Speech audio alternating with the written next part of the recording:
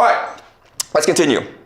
So we will know how this war develops just based on geography, okay? So this is a map. And this map, even if you don't really know the war, even if you don't know the participants, even if you don't know the weaponry, this map will tell you exactly how this war will progress. All right, so some certain things to keep in mind about this map. This is what we call this area, okay, really small, it's 33 kilometers wide, okay? People can swim across it. It's really, really narrow, okay? This small area, guys, it's called the Strait of Hormuz, all right?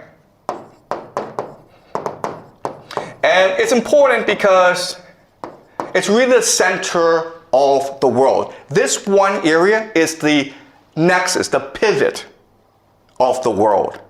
Let me explain why. First of all, from the GCC, you have 20% of all the world's oil flowing through this narrow strait. Where does it go, guys? It goes to Asia, India, Pakistan, South Korea, China, Japan. India depends on 60% of its oil from this area. China depends on 40%. Japan, 75%. Prime Minister Takaichi of Japan has said that, listen, if the Strait of Hormuz closes, we will run out of oil in about 8-9 months. The entire Japanese economy would collapse in 8-9 months if the Strait of Hormuz were to close. And guess what? The Iranians have closed the Strait of Hormuz. Okay? So we can expect that the entire global economy will suffer greatly over the next few months. All right, so that's point number one. Point number two is, okay, so the GCC sends oil across the Strait of Hormuz, and what do they get back in return? Food, guys. All right, so people don't appreciate the GCC, but it is really the linchpin of the American empire. Because what is the American empire? The American empire is the petrodollar. All right? The idea of the petrodollar is this. The US dollar is worth nothing. It's only valuable if people want it. But the GCC says that if you want oil from us, you have to pay us in US dollars. Okay? Then that is the basis of the value of the US dollar. So, if the GCC collapses, the American economy and the American empire both collapse at the same time. The problem, though, is that GCC is an artificial construct of empire. It does not exist naturally. Why? Because there's no food, there's no oil, no water. Okay, guys? No food, no water. So these cities are able to grow in the millions because of all these petrodollars flowing in. If you close off the Strait of Hormuz, there's no food coming in, right? They're all going to starve.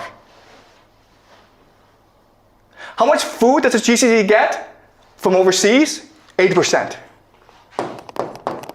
80% of all the food it consumes comes from overseas, that it imports. It doesn't grow by itself, it imports. All right? So the Strait of Hormuz is really key. And again, the Iranians will close it in order to strangle the global economy and therefore bankrupt the American empire. All right. Second thing you will notice is these mountains. These mountains is what we call Iran. All right, this is Iran. This is GCC. Okay, this is not a fair matchup, right? Because these are mountains. And what can you do in mountains? Well, you can hide rocket bases. You can hide drone bases. You can hide missiles.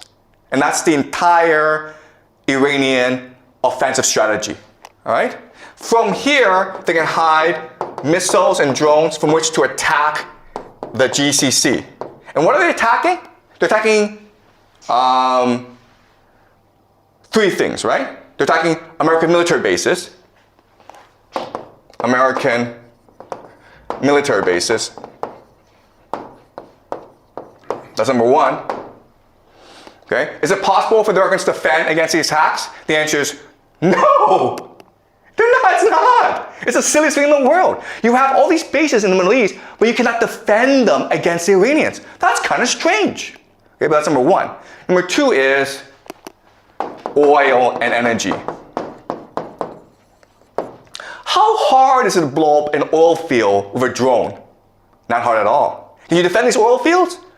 No, you cannot. All right? Number 3, and this is most important, is water. Okay? You guys don't know this, but the GCC has little access to fresh water. So the only way that it can produce water is what we call desalination plants, okay? These factories that take salt water and then through an electrical chemical process turn it into fresh water for the population to use. 60% of the water supply in the GCC comes from desalination plants, okay? 60%.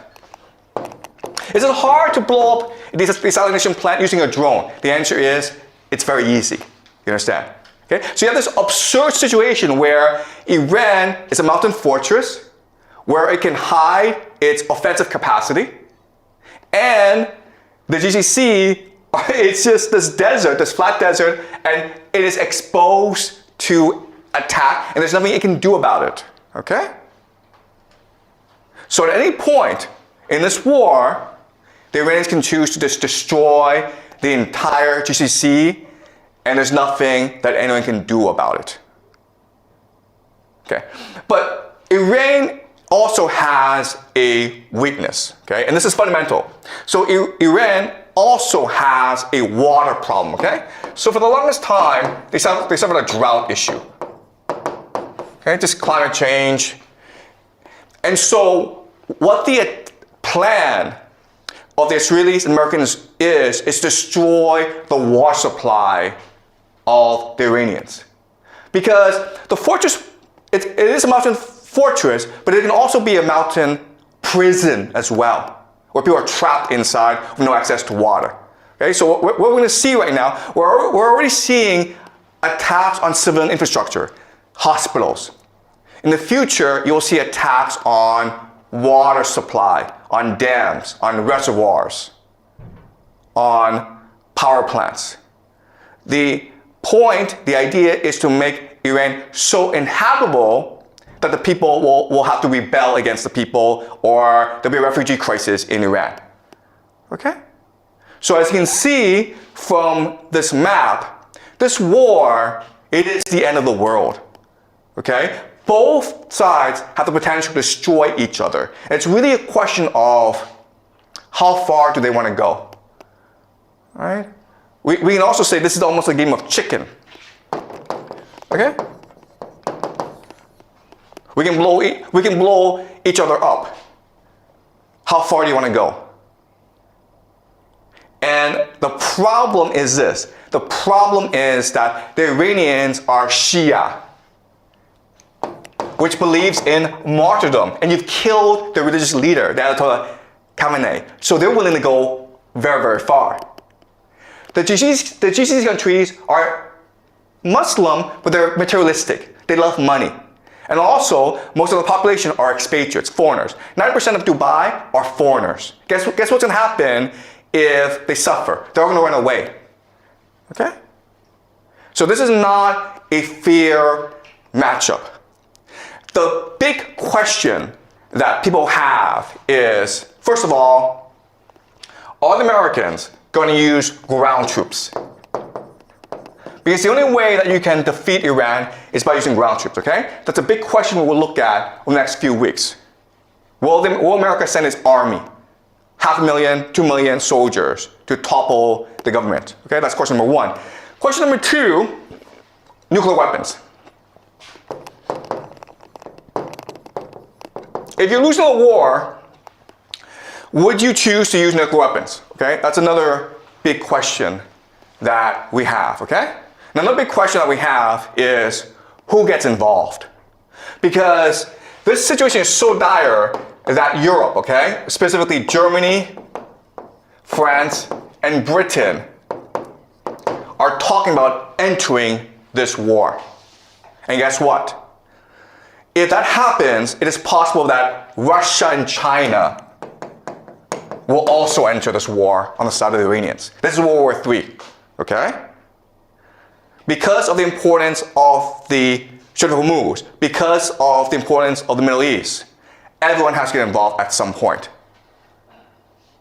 And we're going to use game theory to really try to understand what's happening on the ground and where this could lead us. Okay? All right. You guys understand? All right. All right.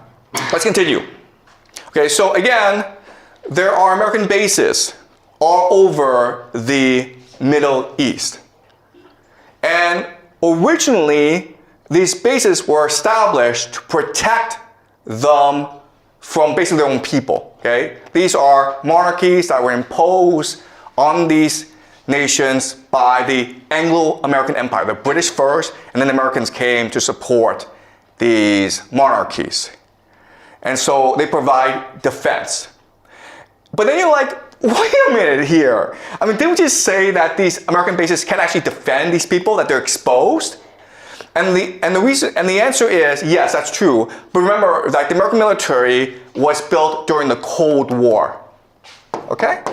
And the Cold War was a war between the Soviet Union and America. And so the Cold War was defined as something called MAD, mutually assured destruction, because both had nuclear weapons, okay? So they didn't really go to war against each other. And so in other words, these bases aren't really meant to defend these nations from other enemies. They're really meant to impose American authority in the Middle East, okay? And it's the idea of this. It's the idea that empire, it is really an image.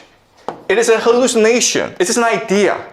Empire is it's an aura of invincibility and invisibility, okay? If you fear it, then you obey it. But it's not really designed to fight a war, okay? And so that's why we have this absurd situation.